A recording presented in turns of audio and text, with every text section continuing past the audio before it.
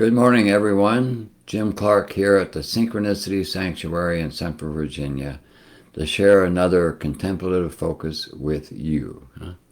And that focus for this Monday morning is now it is, as it is, I am as I am. The noumenal and phenomenal, light and dark, all that is present sings the song of oneness. With a quiet mind and an open heart, we experience the love that all life is. Unity and diversity are expressions of the same unified consciousness that we truthfully are. Wow, that's a mouthful. So how do we get there, and how can we have that experience? That's what a contemplative focus is for, is to bring you into the experiential validation of what it's pointing to.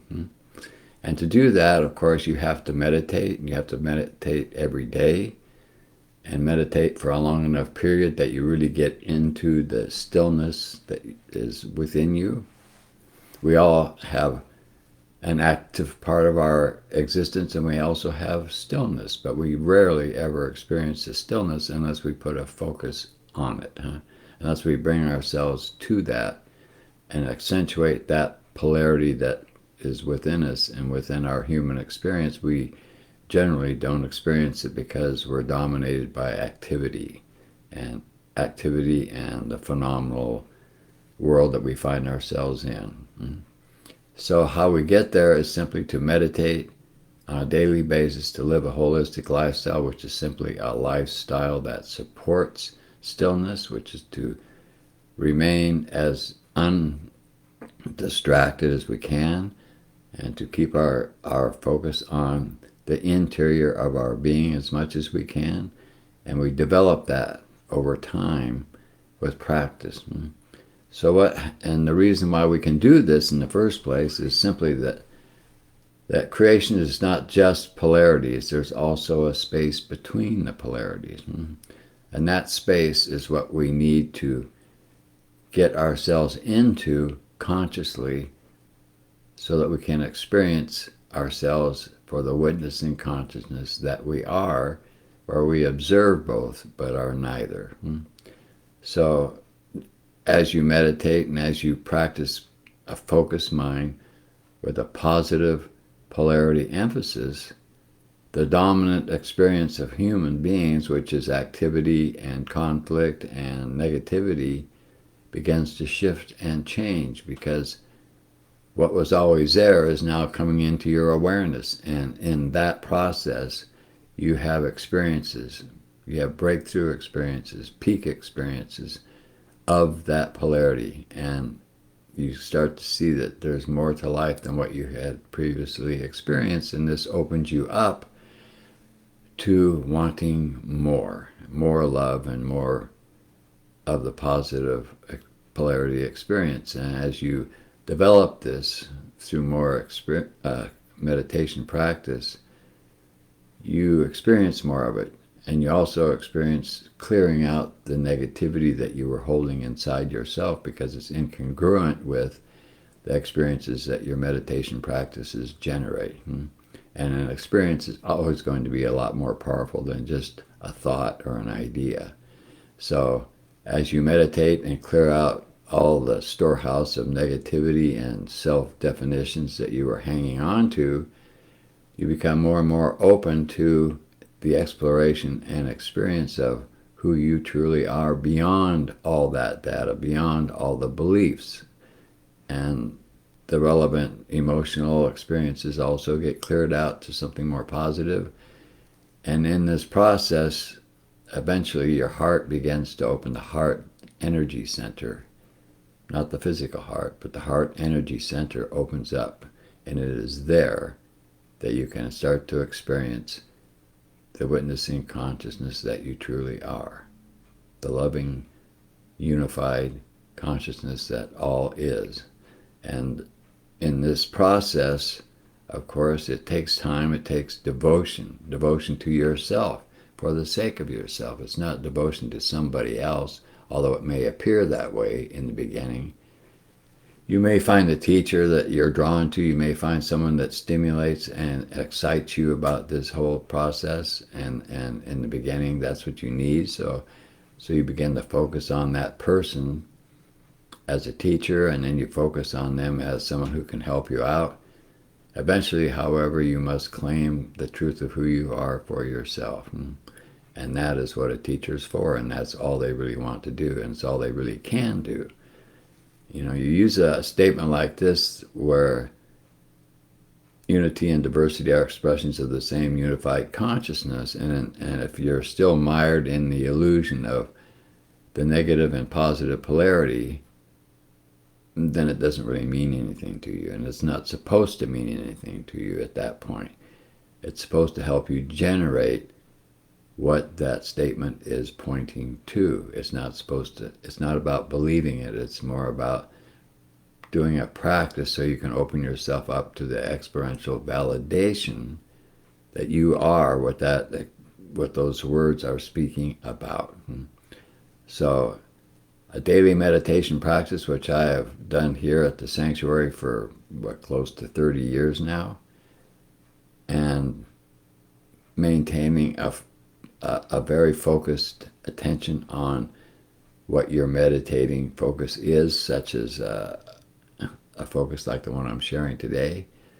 All these things support the generation of a broader experience. They expand your awareness, and as your awareness expands, the space between the polarities begins to dilate, and in that space you begin to experience you as the presence of unified consciousness that everything is. So this is why you can be aware of both polarities at the same time, and you can be aware of yourself as source, as consciousness, ultimately, and give up and relinquish your dominant egocentric focus, your dominant egocentric habit, and the belief that that's who you really are, when in truth, that's not who you are.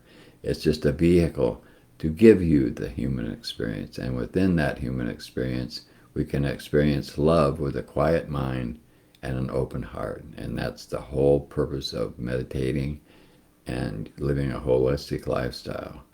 And you only get there when you're ready to get there. The human experience is generated from consciousness with a primary intention to fully be itself. And to fully be itself, it must recognize itself within the human experience. At least as a human being. In order to get there, you must come into the recognition of who you truly are. And that's what Synchronicity Foundation and what we've been about for 35 years plus, and what we teach and what we practice and what we have come to in our own experience validates that it works. But it's not something for the lighthearted. It's something that really demands a focused attention for an indeterminate amount of time. And it's not like it's a hard upward climb all the way. It certainly may appear that way in the beginning, but it's really a journey that you're taking right now, whether you're meditating or not. Living a human life is being a part of that process. Everybody is doing it. And where they are in their evolutionary process towards the recognition of the truth of who they are varies from very beginning to enlightened. So it's not about one person being more enlightened or less enlightened, better than or worse than, and so forth and so on. These are negative polarity judgments that come from the experience of separation, and that experience of separation comes from the dominance of the polarized experiences with it as a human being, without the awareness of the space between, without the awareness of yourself as a witness to this, as opposed to being a human being, a flesh and blood, separated individual in a world full of other individuals, which is full of conflict and full of suffering, basically. Always trying to find fulfillment and always rendering disappointment in the process whenever you try to find fulfillment from anything or anyone outside yourself.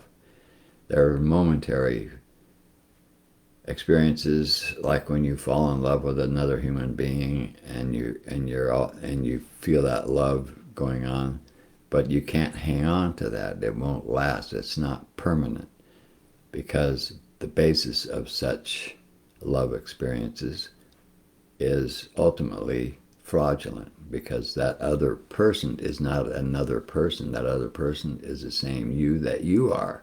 It's the same one consciousness that all and everything is. So the love that you ultimately must discover is the love that you are, not something that you need to get, because you can't get what you already are. You already have it. And that's the ultimate discovery and experience from people who devote their lives to a meditative practice and stick with it. So it's a long process, but it's a worthwhile process. And when I say that, I'm simply considering, in my own experience, I mean, I spent the first 30-some years of my life before I woke up to this. And so I had 33 years or so of living just like most people do, without a clue, and going through the ups and downs in lives, being very happy one moment and very disappointed and struggling and fear-based for most of my moments. Trying to find a job, trying to find a partner, trying to find happiness, trying to find anything that would uplift my life and change it for the better. And every attempt I made, sometimes it worked for a while, but it was always temporary, and things were always changing. So in a world that's always changing, how can you hang on to anything? You can't. So finding something outside yourself to fulfill yourself never works, because whatever that object is, whatever your projection is to something outside yourself, is just that. It's a projection, and like everything else, it will shift and change and move on. So meditate, meditate, meditate, and allow yourself to expand your awareness to that point between the polarities, between the light and the dark, between the good and the bad, between whatever. And as that process goes, and as you maintain that process by a focused attention on that, you will generate the experience of being the unified consciousness that you are. And once you get that experience, once you generate that experience and validate it for yourself, not because of what I'm saying, not because of what anybody has ever said, then you'll know.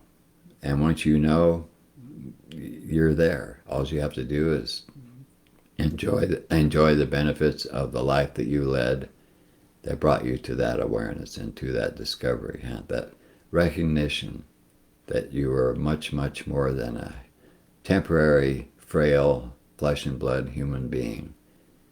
And most people that go through life, what I'm sure you've noticed, and if you ever think about it, you'll notice it, is that most people live as if they're not going to die. They want a diversion from that fact of life.